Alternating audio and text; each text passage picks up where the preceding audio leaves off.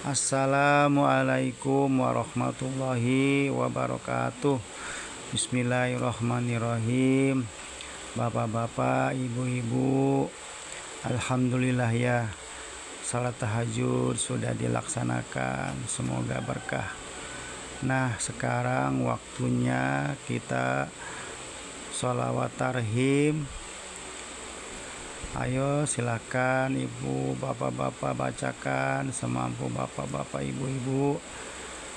Tarhim itu panggilan malaikat, kata para ulama.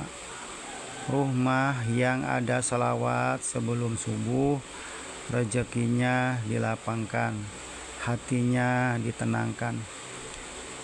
Yuk kita bareng-bareng baca, bapak-bapak, ibu-ibu. Wassalamualaikum warahmatullahi wabarakatuh.